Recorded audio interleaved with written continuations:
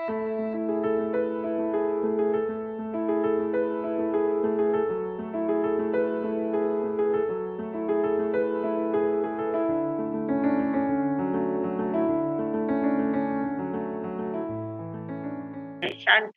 भगवान की जय। नमो अरिहंताणं, नमो सिद्धाणं, नमो दोये सवसापूर्णं। येषु पंच नमोकारो सव पावपनाशनो मंगलाणं च सव्येसिं परमं हवै मंगलम, परमं हवै मंगलम। श्रीविंदर स्वामी महाराज आपकी आज्ञा, भगवान आपकी आज्ञा, गुरु कुंज जी महाराज आपकी आज्ञा। नंदी सूत्र का अर्थ करने की आज्ञा चाहते हैं। परसों हम लोगों ने देखा था से किमतम कालियम। कालियम का हमने काफी डिटेल देखने का प्रयास किया था। कालिक सूत्र कौन कौन से हैं और उन सूत्रों में कौन कौन किस किस चीज का वर्णन किया गया है। और ये सूत्र कालिक सूत्र जो होते हैं, कालिक सूत्र के किस समय पढ़े जाते हैं, वो सभी बातें हमने उस दिन डिटेल में देख ली थी। आज हम देख रहे हैं अंग प्रविष्ट सूत्र श्रुत से किमतम अंग पवित्रम, यानी अंग प्रविष्ट यानी क्या, जो अंग सूत्र है, 12 अंग जो है डायरेक्ट गण तीर्थंकरों द्वारा प्ररूपित है और गणधरों द्वारा सीधे डायरेक्ट लिखे हुए हैं। अनंतर मतलब उसमें कोई अंतर नहीं आया हुआ। इधर तीर्थंकरों ने प्ररूपना की है, इधर गणधरों ने उसकी रचना की है। इस प्रकार डायरेक्ट जो होता है वो अंग अंग सूत्र उसको कहते हैं, उसका अंग प्रविष्ट भी कहते हैं। तो वे अंग प्रविष्ट सूत्र कौन से है उसकी हम पहले गाथा लेते हैं, फिर उसका एक एक का वर्णन हम देखेंगे। से किमतम अंग पवित्रम द्वारस अविहम पन्नतम तंजहा आयारो सुयगड़ो ठाणम समवाओ विवाह पन्नति नाया धम्म कहाओ उवासक दसाओ अंतगड़ दसाओ अणोत्तरो वाह्य दसाओ पन्हा वागरणाइम विवाग सुयम दिठिवाओ। तो ये 12 अंग सूत्र बताए गए हैं। अंग सूत्र जो है ये 12 प्रकार के होते हैं। उन 12 प्रकार के नाम से भी यहाँ बताई, इस सूत्र में सिर्फ उनके नाम बताए हैं। कौन कौन से है? पहला है आयारो यानी आचारांग सूत्र, ये आचारांगी सूत्र। दूसरा है सुयगड़ो यानी सूत्र कृतांग सूत्र। फिर स्थानांग सूत्र, स्थानांग सूत्र। समवाय यानी समवायांग सूत्र। फिर विवाह पन्नति यानी विवाह प्रज्ञप्ति, इसी को ही भगवती सूत्र भी कहते हैं, विवाह प्रज्ञप्ति सूत्र। फिर न्याय धर्म कहाओ यानी ज्ञाता धर्म कथा सूत्र। फिर उवासक दशाओ यानी उपासक दशांग सूत्र। उपासक दशांग सूत्र में सभी उपासक यानी भगवान के जो अनुयायी होते हैं, जो श्रावक होते हैं, उन श्रावकों का 10 विशेष श्रावक थे, उन 10 श्रावकों का वर्णन इस सूत्र में किया गया है। तो इसको बोलते हैं उवासक दशाओ सूत्र, उपासक दशांग सूत्र। फिर अंतगण दशाओ यानी अंतकृत दशांग सूत्र। अंतकृत दशांग सूत्र यानी क्या? अंतगण सूत्र जो हम परीक्षण में पढ़ते हैं, इसके 8 अंग होते हैं और पूरा डिटेल इसमें। अंतगण दशाओ यानी क्या? जिन्होंने अंतिम गढ़ को प्राप्त कर लिया है। अंतिम गढ़ कौन सा है? अंतिम गढ़ यानी मोक्ष। मोक्ष जिन्होंने प्राप्त कर लिया, ऐसे महापुरुषों का वर्णन जिस सूत्र में है उसको अंतगण दशांग सूत्र कहते हैं, अंतकृत दशांग सूत्र। फिर अनुत्तरोवायी सूत्र, अनुत्तरोवायी दशाओं यानी अनुत्तरोपपातिक सूत्र, यानी इसमें जो अनुत्तर विमान में जो हमारे देवलोक होते हैं ना, 12 देवलोक और 5 अनुत्तर विमान, सभी मालूम है ना आपको, 9 ग्रह, 9 लोकांतिक, 5 अनुत्तर विमान। तो जो अनुत्तर विमान में है, अनुत्तर विमान में कौन कौन से लोग पहुंचे हैं, उन्होंने क्या क्या किया था, कैसी कैसी तपश्चर्या की थी, कैसी साधना की थी, उनका वर्णन अनुत्तरोय सूत्र में आता है, अनुत्तरोपपातिक सूत्र में। फिर पन्ना वागरणाइम यानी प्रश्न व्याकरण सूत्र। इसमें सभी प्रकार के प्रश्न और उनके उत्तर जवाब, सवाल जवाबों का सारा वर्णन इसमें आता है, व्याकरण का भी वर्णन इसमें आता है। फिर विवाग सुयम यानी विपाक सूत्र। विपाक यानी क्या? कर्मों का फल कैसे होता है, फल सुखपूर्वक भी होता है और दुःखपूर्वक भी होता है। किनको सुखदायी फल किनको मिला है और दुःखदायी फल किनको मिला है। किन्होंने कैसी-कैसी करनी करी थी, उनको कैसे-कैसे फल मिले हैं। ऐसे 2 प्रकार के विपाक सूत्र होते हैं, एक दुःख विपाक सूत्र, एक सुख विपाक सूत्र।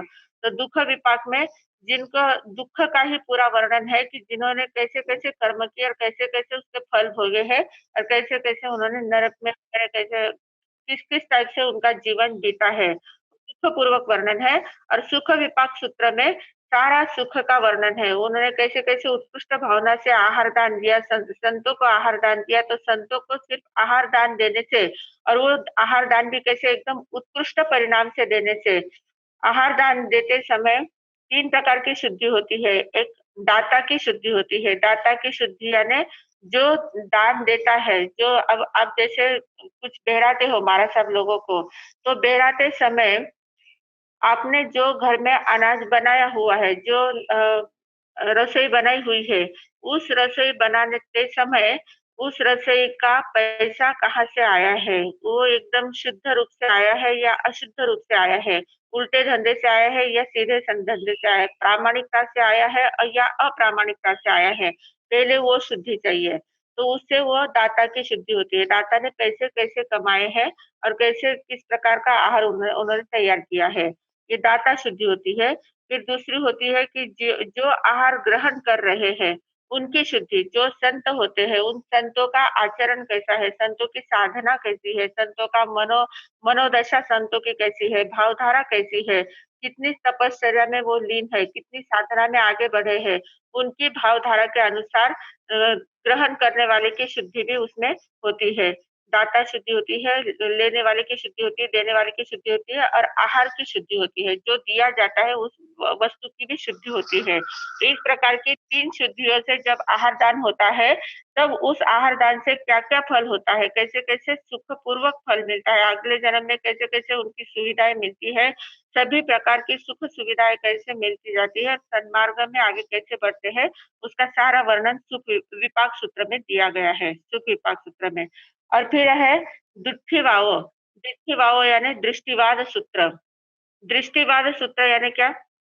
जो अभी लुप्त हो चुका है। हाँ, हाँ, अभी जो लुप्त हो चुका है, पर उसमें इतना डीप अध्ययन है, इतना ज़्यादा अध्ययन भरा हुआ है।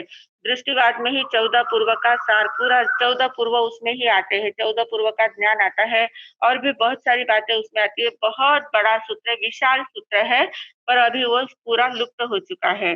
तो ये दृष्टिवाद सूत्र है। इस प्रकार 12 अंग के नाम बताए गए हैं। ये जो 12 सूत्र है, अब आगे चलकर हम देखेंगे कि इन 12 में से एक-एक का पूरा वर्णन दिया है कि एक-एक सूत्र में क्या-क्या वर्णन किया गया है, कैसे-कैसे उसमें विषय है, कितना बड़ा है, कितने उसके क्या-क्या परिमाण वगैरह कितना है, वो सारा वर्णन इसमें आगे दिया गया है। तो ये पहले सिर्फ हम 12 अंगों का नाम हमने पढ़ा है, अंग प्रविष्ट में कि आचारांग, स्वीगणांग, ठाणांगी, समवायांगी, विवाह प्रज्ञप्ति, ज्ञाता धर्म कथा, उपासक दशा, अंतगढ़ दशा, अनुत्तरोपपातिक सूत्र, प्रश्न व्याकरण सूत्र, विपाक सूत्र और दृष्टिवाद सूत्र। इस प्रकार के 12 अंग हैं। तो इन 12 अंगों में से अब पहला अंग कौन सा है वो देख रहे हैं। से किंतम आयारे, आयारेणम, समणाणम, निगंथाणम, आयार गोयर, विनय वेणय्य, शिक्षा भाषा अभाषा, चरण करण, जाया माया वित्तियो, आघ विज्जन्ति, से समासवो, पंचविहे पन्नते, तंजहा, नाणायारे, दंसणायारे, चरितायारे, तवायारे, वीर्यायारे, आयारेणम, परितावायणा, संखिज्जा अनुयोगदारा, संखिज्जा वेढ़ा, संखिज्जा सिलोगा, संखिज्जाओ निजुत्तियो, संखिज्जाओ पडिवत्तियो, शरणम अंगठयाये, पड़मे अंगे, दो सुयखंदा, पणविसम अध्ययना, पंचासी उद्देशन काला, पंचासी समुद्देशन काला, 18 सह पय सहसाईम, पयज्ञेणम, संखिज्जा अक्षरा, अनंतागमा, अनंता पज्जवा, परित्ता तसा, अनंता धावरा, शासय कड निबद्ध निकायिया जिन पंडत्ता भावा आघ विजंती पन्न विजंती परु विजंती दंसिजंती निदंसिजंती उवदंसिजंती से एवं आया एवं नाया एवं विनाया एवं चरण करण परुवणा आघ विजयी से तम आया रे। अब ये आचार्यांग सूत्र है, से किमतम आया रे, यानी वह आचार्यांग सूत्र कैसा है, उसमें क्या क्या वर्णन है, इसका प्रश्न पूछा गया है कि से किमतम आया रे। तो कहा कि आया रेणम समणानम निगंथानम, ये आचार्यांग सूत्र जो है, उस आचार्यांग सूत्र में श्रमण निर्ग्रंथों के समणानम निगंथानम, यानी श्रमण निर्ग्रंथ, निर्ग्रंथ किसे कहते हैं, जिनके राग द्वेष की ग्रंथि जिनकी टूट चुकी है, जो राग द्वेष की ग्रंथि से रहित है। निर्ग्रंथ, ग्रंथ यानी ग्रंथि, ग्रंथि यानी गांठ, तो राग द्वेष की गांठ जिसके अंदर रही नहीं है, जो राग द्वेष से अलिप्त हो चुके हैं, जिनके जीवन में समभाव स्थापित हो चुका है, ऐसे जो होते हैं उनको निर्ग्रंथ कहते हैं। श्रमण यानी संत, साधु संत, श्रमण और निर्ग्रंथ जो होते हैं उनका आयार यानी आचार कैसा होना चाहिए, आचार के बारे में उसमें वर्णन किया गया। आचारांग सूत्र में क्या क्या किया गया है वर्णन, वो बता रहे हैं कि जो श्रमण निर्ग्रंथ है उनका आचार कैसा होता है। गोयर, गोयर यानी गोचर, गोचर यानी क्या, भिक्षा ग्रहण करने की विधि, यानी गोचरी की विधि कैसी होती है। गोचरी किसे कहते हैं मालूम है आपको, गोचरी, गाय कभी भी आप देखेंगे, आप कभी भी देखेंगे तो गाय को अगर खेत में छोड़ दिया जाता है तो वो क्या करती है, खेत में से जो घास होती है ना, तो घास ऊपर ऊपर से खाती, कभी भी उखाड़ के पूरा नहीं खाती है।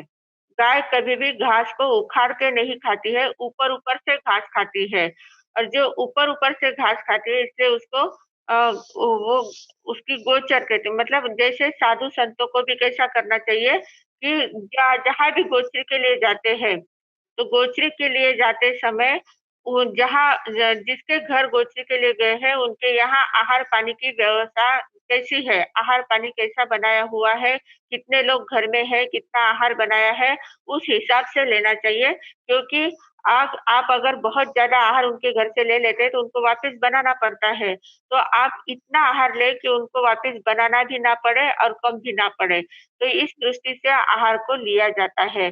तो उसको इसलिए गोचरी, गाय गाय जैसे ऊपर ऊपर से घास खाती है, घास को तकलीफ नहीं देती है, जड़ से नहीं उखाड़ती है, वैसे आहार जो लेना है वो जड़ से पूरा के पूरा नहीं ले लेना है। गृहस्थ के घर जाने के बाद उनके घर में अच्छी चीज बनी है तो पूरी के पूरी बेर लेना पात्रे में, ऐसा साधु को चलता नहीं है। थोड़ा थोड़ा लेना है, सभी के यहाँ से थोड़ा थोड़ा आहार लेकर अपनी उदर निर्वाह पूरा करना है। तो इस प्रकार उसको गोचरी बोलते हैं। नहीं तो पूरा उखाड़ के पूरा ऊंधा ऊंधा के जो ले लेते हैं उसको गड्ढाचरी बोलते हैं। उसको क्या बोलते हैं, गड्ढाचरी बोलते हैं। गड्ढा जो होता है ना, गधा होता है ना, तो गधा क्या करता है कि पूरा पेड़ उखाड़ लेता है, जब उसको खाना होता है तो पूरा पेड़ उखाड़ लेता है, तो पूरा पेड़ उखाड़ लेता है मतलब उसका पूरा नुकसान कर देता है। तो वैसे साधु को गड्ढाचरी नहीं करना है, गोचरी करना है। जैसे गाय के समान थोड़ा थोड़ा सबके यहाँ से लेना है, किसी को कम भी ना पड़े, उनको वापिस भी ना करना पड़े, इस प्रकार से उनको गोचरी करना है, इसलिए उसको गोचरी शब्द दिया गया है, गोचरी। तो उसका भिक्षा ग्रहण की विधि, गोचरी कैसे लेनी चाहिए, कहाँ लेनी चाहिए, किस टाइप से लेनी चाहिए, कब कब लेनी चाहिए, वो सारा वर्णन इसमें दिया गया है। फिर विनय, विनय यानी क्या, ज्ञान दर्शन, ज्ञान और ज्ञानी का विनय करना है। जो चारित्रवान है, चारित्रवान का विनय करना है, बड़ों का विनय करना है, बुजुर्गों का विनय करना है, कैसे कैसे उनके जो ज्ञानी लोग हैं उनका विनय किस प्रकार से करना है, और विनय करके उनके उनकी कृपा कैसे प्राप्त करनी है, इसका वर्णन इसमें दिया गया है। फिर वेनय्य, वेनय्य यानी विनय का फल कैसा होता है। जो आंतरिक सच्ची श्रद्धा से विनय करता है, विनय दो प्रकार से किया जाता है। एक तो अपने कुछ उनसे अपने को कुछ लेना है, कुछ अपेक्षा से विनय किया जाता है। अगर मैं इनकी सेवा करूंगा तो ये मुझे कुछ दे देंगे, ये मुझे अमुक वस्तु दे देंगे। किसी से कुछ पाना है तो उसकी सेवा करना, उसको उसके आगे आगे करना, तो ये विनय क्या होता है, स्वार्थ विनय होता है। तो ऐसा स्वार्थी विनय नहीं करना है। विनय कैसा होना चाहिए? परमार्थी विनय होना चाहिए। उसमें किसी प्रकार की अपेक्षा नहीं है, किसी प्रकार की लालसा नहीं है, किसी से कुछ लेने की इच्छा नहीं है करना है। अहोभाव से उनकी सेवा शुश्रूषा करना है, उनका विनय विनय करना है। तो ये विनय से ऐसा विनय जब किया जाता है, अहोभाव से तहे दिल से किया जाता है, तो उसका फल क्या होता है कि कर्मक्षय में उसका फल होता है, निर्जरा होती है, उस विनय से निर्जरा होती है। और अगर अपेक्षा से विनय किया जाता है, तो उससे कर्म बंध होता है, निर्जरा नहीं होती है बल्कि कर्मों का बंध होता है। फिर कहा है कि शिक्षा, शिक्षा यानी शिक्षा, कौन-कौन सी शिक्षा ग्रहण करनी चाहिए? ज्ञान की शिक्षा साधु को कैसे ग्रहण करनी चाहिए? जो संत जो होते हैं वो अपने गुरु से कैसे शिक्षा को प्राप्त कर सकते हैं? शास्त्रों का अभ्यास कैसा करना है? शास्त्रों का अभ्यास करने के बाद उसका चिंतन, मनन किस प्रकार का करना है? वो सारा वर्णन उसमें दिया जाता है। शिक्षा यानी शिक्षा कैसे ग्रहण की जाती है? और शिक्षा 2 प्रकार की होती है। एक तो ज्ञान की शिक्षा होती है, ज्ञान ग्रहण करते हैं उसकी एक शिक्षा होती है और दूसरा होता है आसेवन शिक्षा यानी उसको आचरण में कैसा लाना है। जो ज्ञान हम सीखते हैं, उस ज्ञान को आचरण में कैसा लाना है, आचरण की भी शिक्षा दी जाती है। कैसे व्रतों का पालन करना है, कैसे आचरण होना चाहिए, उस आचरण की भी शिक्षा दी जाती है। तो शिक्षा यानी शिक्षा, शिक्षा 2 प्रकार की है। एक ज्ञान की शिक्षा होती है, एक दूसरी आचरण की शिक्षा होती है। फिर है भाषा, भाषा और अभाषा 2 शब्द दिए हैं, भाषा और अभाषा। ऐसे हमारे यहाँ भाषा 4 प्रकार की बताई गई है। आपको पता ही होगा 4 प्रकार की भाषा होती है, सत्य भाषा, असत्य भाषा, मिश्र भाषा और व्यवहार भाषा। तो सत्य भाषा यानी क्या? जो एकदम पूर्णतः सत्य बात हो, जिसको कोई काट न सके और जिस बात के पीछे किसी प्रकार का कोई कलुषता ना हो, एकदम निर्वध्य सत्य भाषा जिसके कारण से किसी प्रकार का दोष न लगता हो, ऐसी शुद्ध भाषा जो बोली जाती है उसको सत्य भाषा कहते हैं। सत्य भाषा हो पर वो भी मधुर हो, कर्णकटु ना हो। सत्य होती है भाषा बहुत सी पर वो कर्णकटु होती है, जैसे अंधे को अंधा कहना। ये अंधे इधर आ, ऐसा कहा तो उसको कितना बात एकदम सही है, सत्य भाषा है, पर वो मधुर है क्या, प्रिय है क्या? प्रिय नहीं है, उसको कितना दुःख होता है, जो जिस कारण से दुखी है, उसको उसी उसी नाम से अगर उसको पुकारा जाता है, तो वो अंदर से आहत हो जाता है। तो ऐसी भाषा हमें नहीं बोलनी चाहिए, भले सत्य हो तो भी ऐसी भाषा नहीं बोलनी चाहिए। तो सत्य भाषा हो पर वो प्रिय भाषा हो, मधुर भाषा हो, तो ऐसी सत्य भाषा होती है। दूसरी होती है असत्य भाषा, जिसमें सत्यता का अंश नहीं होता है, जो एकदम झूठा होता है, पूरा झूठ-फरेब होता है, जिसके कारण से स्वयं का भी नुकसान होता है, सामने वाले का भी नुकसान होता है, तो ऐसी असत्य भाषा होती है। तीसरी होती है मिश्र भाषा। मिश्र भाषा यानी क्या? ऐसा बोलना कि क्या सही क्या है, गलत क्या है, वो ध्यान में ही नहीं आना। सही और गलत का हमें भेद ही ध्यान में ना आए, इस प्रकार मिश्र भाषा बोलना है। जैसे महाभारत में एक वर्णन आता है, वो अश्वत्थामा को बाण लग गया था अर्जुन का और वो अश्वत्थामा घायल हो गया था, मर गया था शायद। तो उसके पिता जो थे द्रोणाचार्य, उन्होंने धर्मराज को पूछा कि क्या हुआ है? अश्वत्थामा को क्या हुआ है क्या? कुछ हुआ है क्या? तो बोले कि अश्वत्थामा गया तो है पर नरोवा कुंजरोवा, इस प्रकार शब्द उन्होंने कहा। नरोवा यानी कुछ मनुष्य अश्वत्थामा गया है या कुंजर यानी हाथी का भी नाम अश्वत्थामा था। तो हाथी गया या मनुष्य गया मुझे पता नहीं है। मतलब नरोवा कुंजरोवा इस प्रकार बोल के उन्होंने उस बात को मिश्रता से टाल दिया था, ताकि गुरु को तकलीफ ना हो इसलिए उन्होंने इस प्रकार बोला था, पर वो मिश्र भाषा कहलाती है। उस भाषा से एक बोध बराबर नहीं प्राप्त होता है, सत्यता का बोध प्राप्त नहीं होता है, असत्य भी ध्यान में नहीं आता, सत्य भी ध्यान में नहीं आता है। तो नरोवा, कुंजरोवा इस प्रकार की जब भाषा बोली जाती है, तो वो मिश्र भाषा होती है, उसमें सत्यता का अंश नहीं होता है। तो ये असत्य भाषा, मिश्र भाषा, फिर होती है व्यवहार भाषा। व्यवहार भाषा यानी क्या? जैसे कोई हमारे यहाँ आएगा, आओ पधारो, कैसे हो, क्या हो? इस प्रकार का जो बातचीत होती है हमारी, तो ये व्यावहारिक बातचीत होती है, तो इसको व्यवहार भाषा बोलते हैं। तो इसमें सत्य-असत्य का कुछ विषय नहीं रहता है, सब मतलब जो है वो सिर्फ व्यवहार की दृष्टि से बोला जाता है, तो ये व्यवहार भाषा होती है। पर व्यवहार भाषा में भी अच्छी भाषा बोलनी चाहिए, सत्य मतलब व्यवहार भाषा में भी मधुर और प्रिय बोलना चाहिए। व्यवहार ही बोलते हैं आइए पधारिए ऐसा बोलते हैं, कोई आया तो आओ पधारो बोलते हैं। और अगर कोई आया और कहे कि हाँ, आओ पधारो तुम्हारे लिए या तुमको अभी आना था क्या? इस प्रकार से अगर भाषा बोलते हैं तो उनको क्या होता है, बात सही है, व्यवहार भाषा है, पर उनको दुःख होता है। तो ऐसे दुःख किसी को दुःख होने हो अप्रिय लगे ऐसी भाषा नहीं बोलनी चाहिए। प्रिय और मधुर भाषा ही हमारे मुँह से निकलनी चाहिए। तो व्यवहार भाषा में सत्य-असत्यता का अंश नहीं होता है, पर बोलने का एक ढंग होता है, बोलने की एक टोन होती है, बोलने की एक पद्धति होती है। तो उस पद्धति को हमें व्यवस्थित ध्यान में लेना चाहिए और उस पद्धति से हमें व्यवस्थित पद्धति से भाषा बोलनी चाहिए। तो ये 4 प्रकार की भाषा होती है। सत्य भाषा, असत्य भाषा, मिश्र भाषा और व्यवहार भाषा। तो इसमें अब यहाँ का क्या कहा है भाषा और अभाषा 2 प्रकार बोले हैं। तो भाषा में आता है सत्य भाषा और व्यवहार भाषा। सत्य और व्यवहार इसको भाषा में लिया है और अभाषा यानी जो कभी बोलनी नहीं चाहिए उस प्रकार की भाषा कौन-सी है? असत्य और मिश्र भाषा।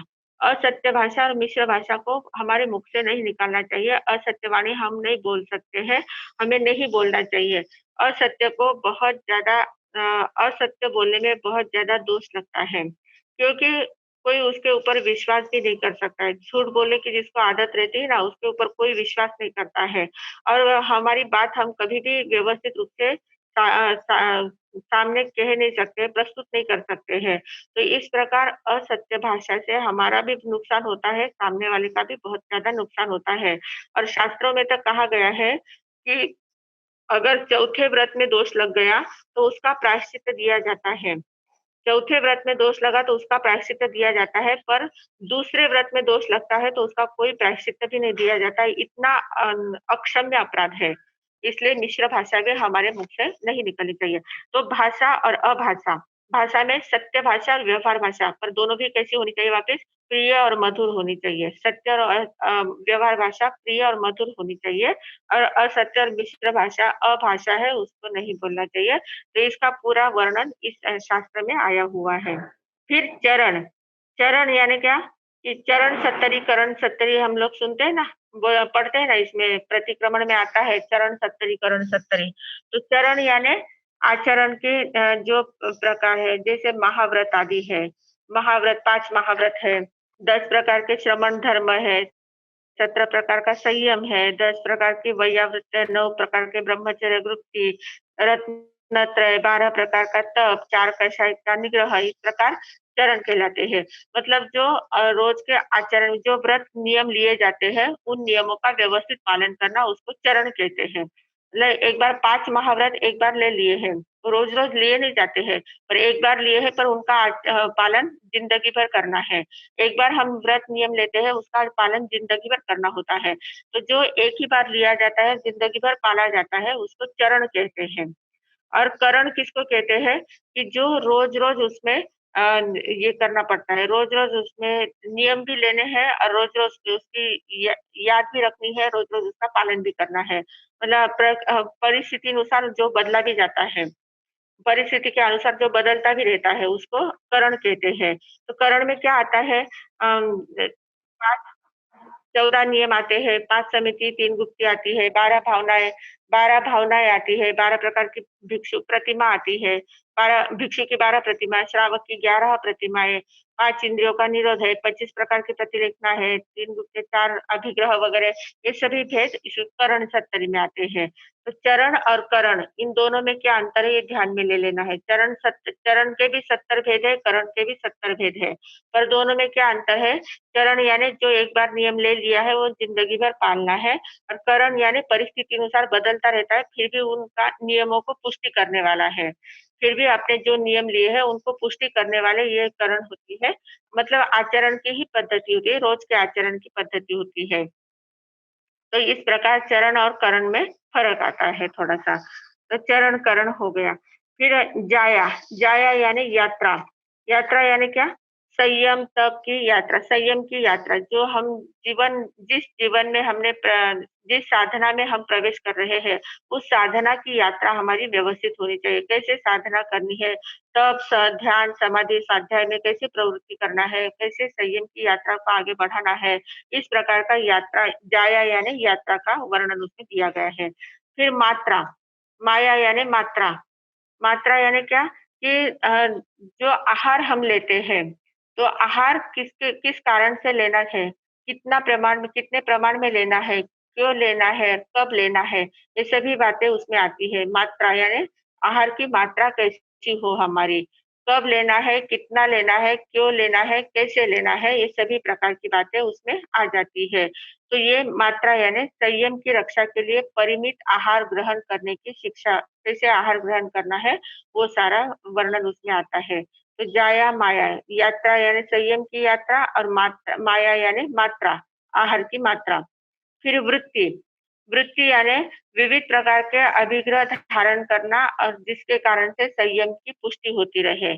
जो व्रत नियम हमने लिए हैं, उन व्रत नियमों में हमें सतत जागृति रहनी चाहिए। सतत उन व्रत नियमों की जागृति बनाए रखने के लिए अलग-अलग प्रकार के रोज सवेरे उठते हैं तो एक अभिग्रह धारण कर लेना कि आज ऐसा-ऐसा अगर हुआ, तो मैं ऐसा काम करूँगी, तो मैं आहार लूँगी। ऐसा कुछ तो भी एक अभिग्रह लेना। अभिग्रह लेने के कारण से क्या होता है, हमें जागृति रहती है। हमारे जो व्रत नियम होते हैं, उन व्रत नियमों में जागृति बनी रहती है। तो इस प्रकार जाया माया वित्तियों, आघ विज्जन्ति यानी कहे गए हैं। इस प्रकार के सारे वर्णन इसमें कहे गए हैं। से वह आचार से समासो पंचविहे पण्डते तंजा यानी वह आचार जो है, वह आचार कितना संक्षेप में 5 प्रकार से कहा गया है। समासो यानी संक्षेप में पंचविहे यानी 5 प्रकार से पण्डते यानी कहा गया है, प्रतिपादन किया गया है। तो तंजः वह इस प्रकार जैसे नाणायारे, नाणायारे यानी ज्ञानाचार, ज्ञान का आचार, ज्ञान कैसे प्राप्त करना है, ज्ञान का सारा वर्णन उसमें ज्ञानाचार है। दंशनायारे यानी दर्शनाचार, दर्शन यानी जानना, ज्ञान यानी जानना होता है, दर्शन यानी देखना होता है। वैसे तो दर्शन के ऐसे 3 अर्थ होते हैं। दर्शन शब्द जो होता है ना, उसके 3 अर्थ होते हैं। एक तो सामान्य दर्शन यानी देखना, मैंने उनके दर्शन किए, हमने आपके दर्शन किए। दर्शन किया यानी देखना, एक दर्शन का अर्थ देखना होता है। दूसरा दर्शन का अर्थ होता है श्रद्धा, श्रद्धा रखना, कि जो हमने देखा है उसके ऊपर पूरी श्रद्धा होती है हमारी। पूर्ण श्रद्धा रखना ये दर्शन है, श्रद्धा को दर्शन कहते हैं। फिर तीसरा अर्थ होता है दर्शन यानी सिद्धांत, मतलब जैन दर्शन में क्या कहा गया है, बौद्ध दर्शन में क्या कहा गया है, वैदिक दर्शन में क्या कहा गया है, षड दर्शन 6 प्रकार के सिद्धांत, 6 प्रकार के जो बताए गए हैं, तो उसमें मतलब जैन धर्म में कौन-कौन से सिद्धांत बताए गए हैं। जैन जैन दर्शन यानी क्या? जैन धर्म में कौन-कौन से सिद्धांत बताए गए हैं, उन सिद्धांतों का प्रतिपादन किस प्रकार से किया गया है, तो इसको बोलते हैं दर्शन, तो सिद्धांत। तो इस प्रकार दर्शन के 3 अर्थ होते हैं। श्रद्धा, सामान्य रूप से देखना, श्रद्धा और सिद्धांत, ऐसे 3 अर्थ दर्शन के होते हैं। तो उन दर्शन में यहाँ मुख्यतः श्रद्धा का विषय आता है। जो ज्ञानाचार, दर्शनाचार होता है, तो दर्शनाचार में श्रद्धा का विषय मुख्य आता है। मतलब सम्यक दर्शन जब हम प्राप्त करते हैं, तो सम्यक दर्शन करते मतलब क्या करते हैं? आत्मा का अनुभव लेते हैं, आत्मा का साक्षात्कार करते हैं, आत्मानुभूति करते हैं। तो आत्मानुभूति एक बार जब हमें हो जाती है कि ये मेरा स्वरूप है, इस प्रकार जब हमें अनुभूति हो जाती है, तो फिर बाकी सब हमको पर लगता है। बाकी फिर एकदम भेद ज्ञान हमें हो जाता है ना, आत्मा अलग है, शरीर अलग है, शरीर और आत्मा का भेद ज्ञान हो जाता है। फिर उसमें अ, एक बार दर्शन हो गया, आत्म दर्शन हमने कर लिया है, तो वो सम्यक दर्शन होने के बाद उसके अंदर फिर किसी प्रकार की शंका नहीं रहती है, किसी प्रकार की कांक्षा नहीं रहती है, किसी प्रकार की चिकित्सा नहीं रहती है। दृष्टि मतलब सभी उसके जो भेद है, वो सारे भेद उसमें आ जाते हैं कि दर्शन, सम्यक दर्शन होने के बाद कैसी-कैसी अवस्था सम्यक दर्शी की होती है, वो दर्शनाचार में आता है। फिर चारित्राचार, चारित्राचार यानी क्या? ये एरिया समिति, भाषा समिति, इसमें जो 5 समिति 3 गुप्ती है, तो उन गुप्तियों का आचरण कैसे करना है? उन गुप्तियों का 5 समिति और 3 गुप्ती, अष्टप्रवचन माता जिसको कहते हैं, उनका आचरण कैसे करना है और उनका आचरण करके संयम जीवन को कैसे व्यतीत करना है, इस प्रकार उसका सारा चारित्राचार में वर्णन आता है। फिर तपाचार, तप आचार में 12 प्रकार के तप जो बताए गए हैं, अनशन, ऊनोदरी, भिक्षाचर्य, रस परित्याग, काय क्लेश प्रतिसलिलता, ये जो 12 प्रकार के तप बताए गए हैं, तो उन तपों का वर्णन पूरा उसमें आता है। तो 5 प्रकार के 12 प्रकार के जो तप है उसमें से 6 तप आभ्यंतर होते हैं और 6 तप बाह्य होते हैं। बाह्य तप यानी शरीर से करने होते हैं, शरीर द्वारा किए जाते हैं, उनको बाह्य तप कहते हैं। और आभ्यंतर तप यानी आंतरिक भावधारा से जो पनपते जाते हैं, आंतरिक भावनाओं से जो पनपते जाते हैं, उनको आंतरिक तप कहते हैं। तो ये तप सभी इसमें आते हैं, 12 प्रकार के तप। और फिर वीर्याचार, वीर्याचार यानी ये जो ज्ञान, दर्शन, चारित्र, तप, ये जिनके इतने इसके जितने जितने भी प्रकार बताए हैं, उसमें वो व्यवस्थित करने का पुरुषार्थ करना। वीर्य का अर्थ क्या होता है? पुरुषार्थ करना। तो पुरुषार्थ किस प्रकार किया जाता है? सम्यक पुरुषार्थ कैसे किया जाता है? और पुरुषार्थ के द्वारा कैसे-कैसे शक्तियों को हासिल किया जाता है? इसका सारा वर्णन इसमें आता है। तो ये वीर्याचार 5 प्रकार के 5 प्रकार के आचार बताए गए हैं। पंचविह आयरेत्तम समासः पंचविह पण्डते ते पंच समासो पंचमे पण्डते नानायरे दंसनायरे चरिताय तवायरे वीर्यायरे अ, तवायरे और वीर्यायरे, मतलब ये 5 प्रकार के आचार बताए गए हैं। फिर अब आगे बता रहे हैं कि ये तो मुख्य उसमें वर्णन किया गया है आचार्य सूत्र में। फिर आयारेणम आचारांग सूत्र में परितावायना, परितावायना यानी क्या? परिमित वाचना है। अब ये जो शब्द है ना आगे, थोड़े से इनका अर्थ ध्यान में लेना पड़ेगा आपको अच्छे से। परिता वायना, वायना यानी क्या? वाचना। वाचना यानी वाचना का अर्थ क्या आता है? ये शब्द जो है वायना, परिता वायना, संखिजा, अनुग्रह, संखिजा, वेड़ा, संखिजा, सिलोगा, ये बार-बार हर एक इसमें आते जाएँगे। तो उसका अर्थ पहले ही हम बराबर ध्यान में ले लेंगे, ताकि आगे फिर हर एक इसमें उसका इतना डिटेल में नहीं किया तो भी चलेगा।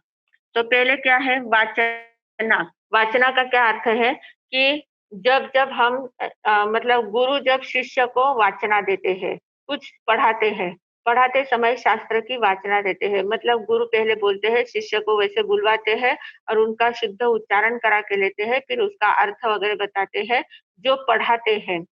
गुरु जो शिष्य को जो पढ़ाते हैं उसको वाचना बोलते हैं।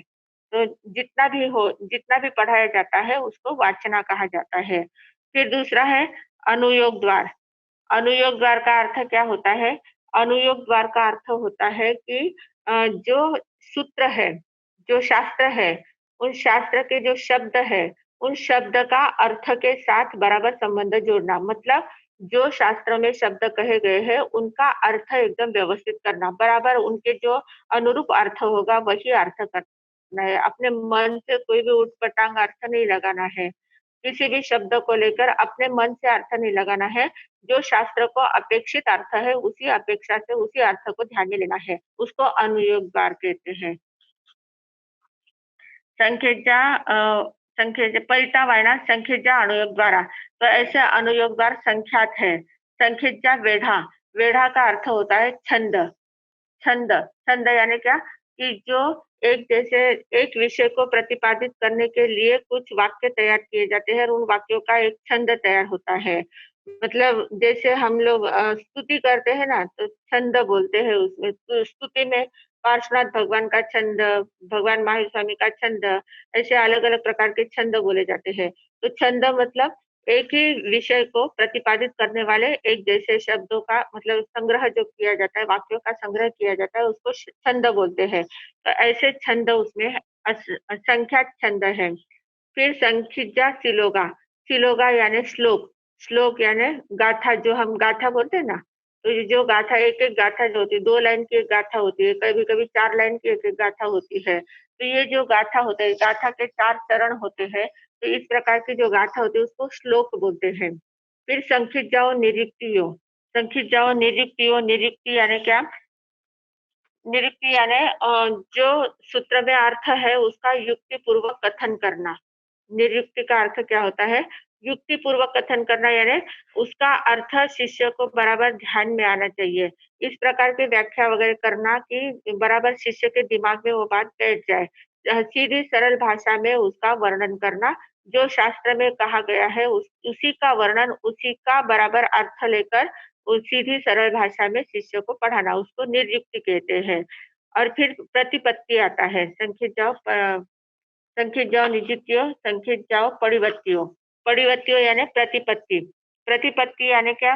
प्रतिपत्ति यानी जिसमें अलग-अलग प्रकार के द्रव्यों की पदार्थों की मान्यता बताई गई, मतलब कितने द्रव्य होते हैं, कैसे द्रव्य होते हैं, द्रव्यों का वर्णन है। फिर जो प्रतिमा, जो श्रावक की 11 प्रतिमा और भिक्षु की 12 प्रतिमा कही गई है, तो प्रतिमाएँ आदि कैसे लेते हैं, कैसे वो प्रतिमाएँ कैसी होती है, फिर अभिग्रह कैसे लिए जाते हैं, इनका सारा वर्णन जो आता है वो प्रतिपत्ति में आता है। उसको प्रतिपत्ति बोलते हैं, तो उसमें सारा वो वर्णन आता है। फिर आता है सेनम अंगठयाए, वह अंग सूत्र का, अंग सूत्र में सेनम यानी वह आचारांग सूत्र जो है वह अंगठयाए यानी अंग सूत्र में पढ़मे अंगे यानी प्रथम अंग है, क्योंकि उसका नाम प्रथम क्रमांक का कौन सा सूत्र है? आचारांग सूत्र है। पहला अंग आचारांग है, तो इसलिए पढ़मे अंगे यानी प्रथम अंग है। फिर 2 सुयखंदा, उसके 2 श्रुत स्कंध हैं। श्रुत स्कंध वो सारा वर्णन करेंगे, संख्या, स्कंध, श्रुत स्कंध, वर्ग वगैरह कैसे किसको कहते हैं वो आगे देखेंगे अपन। तो 2 श्रुत स्कंध है, मतलब 2 विभागों में वो लिखा गया है। आचारांग सूत्र जो है उसके 2 विभाग, बड़े-बड़े 2 विभाग है, श्रुत स्कंध है। फिर पणविसम अध्ययना, उसके अध्ययन कितने हैं? 25 अध्ययन है, 25 अध्ययन है। पंचाशी उद्देशन काला, उसके उद्देशन काल कितने? 85, 85 उद्देशन काल है। उद्देशन काल और समुद्देशन काल, इसका वर्णन क्या, इसका अर्थ क्या होता है? उद्देशन यानी क्या होता है कि जैसे गुरु शिष्य को कहते हैं कि तुम अमुक शास्त्र का पढ़ाई करो, अमुक शास्त्र तुम पढ़ाई करो, इससे इतनी आज्ञा देना, इसको उद्देश्य बोलते हैं। किसी उद्देश्य से वो बोलते हैं कि तुम पढ़ाई करो, पढ़ाई में ध्यान लगाओ। तो पढ़ाई में सिर्फ पढ़ाई करने पर ध्यान लगाना, उसको उद्देशन काल कहते हैं। और फिर समुद्देशन काल यानी क्या? कि तुम अमुक ही पढ़ाई करो। अब आचारांग सूत्र है, आचारांग सूत्र के इस अध्ययन की पढ़ाई करो। स्पेसिफिक एक विषय दिया जाता है, उस विषय की पढ़ाई करो। ऐसा कहना वो समुद्देशन काल है। उद्देशन काल यानी क्या? सिर्फ पढ़ाई करो, शास्त्र पढ़ो इतना कहना। जैसे नंदी सूत्र पढ़ो इतना कहा तो वो उद्देशन काल हो गया। पर नंदी सूत्र का 25वां सूत्र है, उसको बराबर ये ध्यान रखो, उसी को याद करो और वही पढ़ो, उसी का अध्ययन करो। ऐसा स्पेशल एक सूत्र देकर उसी अध्ययन का अध्ययन करवाना, उसको बोलते हैं समुद्देशन काल। आया ध्यान में? तो 85 उद्देशन काल है, 85 समुद्देशन काल है, 85 ही समुद्देशन काल भी है। फिर 1800 पय सहस्राणि पयज्ञानम, इसके 18,000 पद है। सहस्राणि यानी सहस्त्र, 18 से यानी 18, 18,000 पय यानी पद है, पयज्ञान यानी पदाग्र।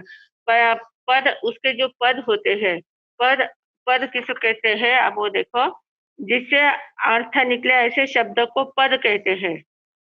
शब्द समूह को पद कहते हैं। मतलब एक अक्षर जो जोड़ा जाता है, अक्षर से जो शब्द बनता है, फिर शब्दों के समूह को पद कहते हैं। ये बात ध्यान में लो थोड़ी सी। अ, ब, क, ये जो अक्षर होते हैं, एक एक अक्षर होते हैं, अक्षरों के समूह को शब्द कहते हैं। जब 4-5 अक्षर, 2-3 अक्षर, 2 से ज्यादा अक्षर जुड़ जाते हैं, तब उसका एक शब्द तैयार होता है। और शब्दों का समूह जो होता है, 5-6 शब्दों का एक समूह जो हो जाता है, उसको पद कहते हैं। शब्दों के समूह को पद कहते हैं। फिर पद के समूह को उद्देशक कहते हैं। जैसे अब हम लोग देख रहे हैं नंदी सूत्र। नंदी सूत्र में न, द, य, सु, स, त्र ये शब्द है, ये अक्षर है। न, द, स, त्र ये अक्षर है। इन इन चारों अक्षरों को बराबर जोड़कर नंदी, कहाँ काना मात्रा अनुस्वार सब लगा के बराबर शब्द तैयार किया गया है। तो नंदी सूत्र ये शब्द तैयार हो गया। आया ध्यान में? ये शब्द तैयार हो गया। अब नंदी सूत्र शब्द तैयार हो गया है, फिर उसको शब्द बोलते हैं। फिर शब्दों का पद तैयार होता है। तो जैसे जय जग जीव जोनि वियाणो, जग गुरु जगानंदो, जगनाहो जगबंधु, जय जग प्रिया महो भयवम। तो ये पूरा क्या हो गया, पद तैयार हो गया। इसमें शब्द है जय, जगत, जीव, जोनि, वियाणव, एक-एक शब्द है। इन शब्दों को जोड़कर एक पद तैयार किया जाता है। आया ध्यान में? तो 2 लाइन का एक पूरा पद तैयार हो गया। तो जो शब्दों का समूह होता है उसको पद कहते हैं। और फिर पद का समूह, ऐसी एक-एक गाथा करते-करते पूरे 700 गाथा बन गई है। तो ये गाथाओं का जो समूह होता है उसको उद्देशक बोलते हैं। उद्देश्यक उद्देशक उद्देशक बोलते हैं उसको। पद के समूह को उद्देशक बोलते हैं। फिर उद्देशक के समूह को अध्ययन बोलते हैं। मतलब जैसे अब उत्तराध्ययन सूत्र है, उत्तराध्ययन सूत्र के एक-एक गाथा का पूरा मतलब जैसे पहला पहला अध्ययन है, पहले अध्ययन में 48 गाथाएँ हैं, तो 48 गाथाओं का एक अध्ययन बन गया है। तो उसका एक हाँ, पूरा अध्ययन बन जाता है। पद के समूह को उद्देशक बोलते हैं और उद्देशक के समूह को अध्ययन बोलते हैं, अध्ययन बोलते हैं। फिर अध्ययन का जो समूह होता है कि 2 अध्ययन, 4 अध्ययन, 10 अध्ययन, उन अध्ययनों का जो समूह होता है उसको वर्ग बोलते हैं। अध्ययन के समूह को वर्ग बोलते हैं। और वर्ग के जो समूह होते हैं 2 वर्ग, 3 वर्ग, 4 वर्ग, वर्ग का जो समूह होता है उसको श्रुत स्कंध बोलते हैं। वर्ग के समूह को श्रुत स्कंध बोलते हैं। और श्रुत स्कंध का जो समूह है 2 श्रुत स्कंध, 3 अब जैसे इसमें कहा ना आचार्य में 2 स्वेखंदा, 2 श्रुत स्कंध है, तो 2 श्रुत स्कंध का मिलकर एक सूत्र तैयार होता है। तो श्रुत स्कंध के समूह को सूत्र कहते हैं। तो ये बातें ध्यान में लेना। अक्षर के समूह को शब्द कहते हैं, शब्दों के समूह को पद कहते हैं, पद के समूह को उद्देशक कहते हैं, उद्देशक के समूह को अध्ययन कहते हैं, अध्ययन के समूह को वर्ग कहते हैं, वर्ग के समूह को श्रुत स्कंध कहते हैं और श्रुत स्कंध के समूह को सूत्र कहते हैं। इस प्रकार शास्त्र में इतने प्रकार भेद आते हैं। आया ध्यान में? अक्षर से लेकर सूत्र तक का ये प्रवास पूरा देख लिया हमने। तो ऐसे 1800 पय सहस्त्रम 18,000 पद इस शास्त्र में है। कौन से शास्त्र में? आचारांग सूत्र में। आचारांग सूत्र में 18,000 पद कहे गए हैं। फिर उसमें संखिज्जा अक्षरा, अक्षर कितने हैं उसके? संख्यात अक्षर है। बहुत सारे अक्षर है जिसकी गणना करना थोड़ा कठिन जाता है, उसको संख्यात अक्षर कहते हैं। फिर अनंतागमा, अक्षर तो संख्यात है, वो लिमिट में बताया गया है। अक्षर लिमिटेड है, पर उसका अर्थ क्या अनंतागमा, गमा यानी उसका अर्थ, उसका बोध होना, उसका बोध होना। जो उसका बोध है वो कैसा है? अनंत है। अक्षर थोड़े होते हैं पर उसका बोध बहुत ज्यादा होता है। हम जैसे बोलते हैं ना गागर में सागर भरना, तो थोड़े शब्दों में बहुत ज्यादा अर्थ का बोध होना। तो अर्थ थोड़े होते हैं पर उसका बोध बहुत ज्यादा होता है। तो अनंता गमा यानी अनंत बोध उसका प्राप्त होता है, अनंत प्रकार से वो समझा जाता है। फिर अनंता पज्जवा, पज्जवा यानी पर्याय, उसमें पर्याय भी कितनी है? अनंत पर्याय होती है, क्योंकि हर एक द्रव्य की पर्याय अनंत होती है। तो पर्याय अनंता पज्जवा यानी पर्याय अनंत होती है। फिर परिता तसा, तसा यानी त्रस, त्रस जीव जो होते हैं, परिता यानी परिमित होते हैं। त्रसा यानी क्या? त्रस जीव जो होते हैं वो परिमित होते हैं। परिमित यानी सीमित होते हैं। त्रस और स्थावर 2 प्रकार के जीव होते हैं ना, तो 2 प्रकार के जो जीव होते हैं त्रस और स्थावर, तो त्रस जीव परिमित होते हैं, स्थावर जीव कैसे होते हैं? अनंत होते हैं। परिता तसा यानी त्रस जीव थोड़े हैं और स्थावर जीव अनंता स्थावरा यानी स्थावर जीव अनंत प्रकार के हैं, अनंत स्थावर जीव है। फिर साशय कड़ निबद्ध निकाइया, साशय यानी क्या? शाश्वत, जो शाश्वत है, जो हमारे 6 द्रव्य है वो कैसे है? शाश्वत है। 9 तत्व है, 9 तत्व है वो कैसे है? शाश्वत है। तो ये शाश्वत बातों का वर्णन होता है। और कड़ यानी कृत, प्रयोगज, जो निर्माण किया जाता है। कड़ यानी क्या? कृत, कृत यानी निर्माण करना। तो जो निर्माण किया जाता है वो कैसा होता है? अशाश्वत होता है। निर्माण किया जाता है, अब जैसे किताब का निर्माण किया है तो किताब का नाश भी हो सकता है ना? हमने घर का निर्माण किया है तो घर का विनाश भी हो सकता है। कितने सालों के बाद एक घर खंडहर बन जाएगा। तो घर का निर्माण किया है तो उसका जो जो भी निर्मित होता है उसका नाश भी होता जाता है। तो क्या क्या शास्त्रीय कड़ा निबद्ध निकाइया, मतलब कुछ कुछ बातें शाश्वत होती है, कुछ कुछ बातें तैयार की जाती है, निर्माण की जाती है और उसका निर्माण और विलय उत्पाद व्यय जिसको बोलते हैं। उत्पाद व्यय द्रव्य, उत्पाद हो यानी निर्माण करना, व्यय यानी विलन हो जाना और द्रव्य यानी फिर भी शाश्वत रहना। तो इस प्रकार उत्पाद व्यय द्रव्य का शास्त्रीय कड़ा निबद्ध निबद्ध यानी स्वरूप से, इस स्वरूप से उसको बताया गया है। निकाय यानी व्यवस्थित कहा गया है, उसका निरूपण किया गया है। जिन पन्नता यानी जिनेश्वर भगवान के द्वारा प्रज्ञप्त यानी कहा गया है।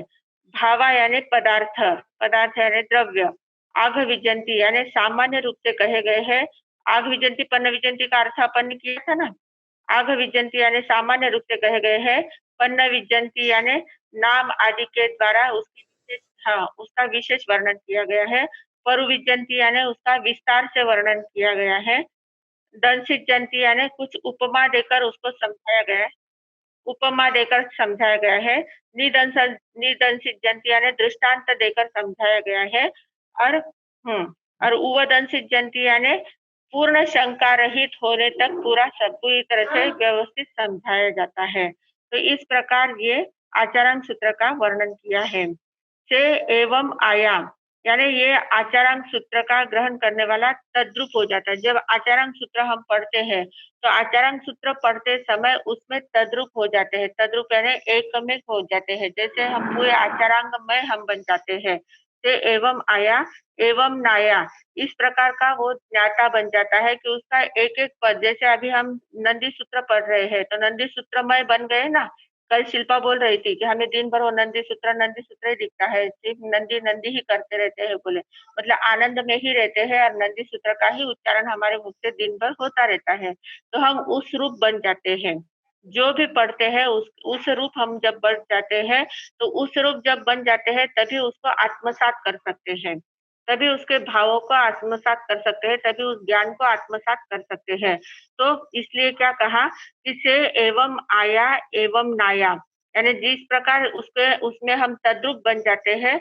आया यानी आत्मसात जब कर लेते हैं, तब नाया यानी हम ज्ञाता बन जाते हैं। तब हमें पता चलता है कि इसमें क्या कहा गया है, इस सूत्र में किसका वर्णन है, क्या कहा गया है। तो ज्ञाता यानी जानने वाला बन जाते हैं। फिर एवं विनया, विशेष रूप से जानने वाले बन जाते हैं, विशेष रूप से जानने वाला बन जाता है। एवं चरण करण परुवणा, इस प्रकार चरण और करण की आचरण की प्ररूपणा आघ विजंती यानी कही गई है। सेतम आयारे, इस प्रकार आचारांग सूत्र का वर्णन संपूर्ण हुआ। तो इस आचारांग सूत्र में हमने क्या क्या बातें देखी, बहुत सारी बातें देखी है। अब कितनी ध्यान में रहेगी वो पता नहीं है आपके, पर देखी है काफी बातें, है ना। अब जब आप इसको वापस पढ़ेंगे बराबर, तो पढ़ने के बाद आपको जो जो भी शंका आएगी वो कल अपने अगले क्लास में आप पूछ लेना, ताकि आपको बराबर उसका विस्तार से जवाब दिया जा सकता है और शंका का समाधान भी हो सकता है। तो इस प्रकार ये आचारांग सूत्र यानी पहला अंग है। हमें सिर्फ आचारांग सूत्र का परिचय करने में इतना टाइम लगता है, इतना कठिन लग रहा है। सिर्फ आचारांग सूत्र का परिचय करना भी इतना कठिन लग रहा है, और जब उन लोगों ने पढ़ा होगा तो उनको कितना विशेष, मतलब कितनी उनको कठिनाई से उनको ग्रहण हुआ होगा, या उन्होंने कितने उत्साह के साथ कैसे ग्रहण किया होगा। और ग्रहण करने वाले का तो ठीक है, जिन्होंने प्ररूपणा की है उनकी कितनी विशेषता है, उन्होंने कितने अंतर के कितने भावों से प्ररूपणा की होगी। मतलब प्ररूपणा करने वालों की विशेषता है, पढ़ने वालों की विशेषता है। हम तो सिर्फ उसका परिचय कर रहे फिर भी हमको इतना कठिन लग रहा है। आया ध्यान में? अभी आपको ये सब पूरा ध्यान में ले लें, वापस इसकी थोड़ा ध्यान देकर पढ़ाई करना है, ध्यान देकर वापस सुनना भी है और सुनकर उसका बराबर अर्थ बोध लगाना है। अनुयोग द्वार यानी क्या, शब्द और अर्थ का बोध बराबर, अनुसंधान बराबर लगाना है। तो अनुसंधान जैसे बराबर लग जाएगा तो ध्यान में काफी बातें ध्यान में आ जाएगी, और जो ध्यान में नहीं आएगी वो नोट करके रखना है। फिर हम वापस अपन अगले क्लास में उसको उसका चर्चा करेंगे, उस पर विचार करेंगे। अभी जम वैद्धम वच्चा मिलियम हिणक्षरम अचक्षरम पय हिणम विनय हिणम जोग हिणम घोष हिणम सुत्थु दिन्नम दुत्थु परिचयम अकाले कहो सज्जाओ, काले न कहो सज्जाओ, असज्जाए सज्जायम, सज्जाए न सज्जायम। भणता गुणता विचारता ज्ञान और ज्ञानवंत की आशा की होय तो तत्समिच्छामि तुक्कडम।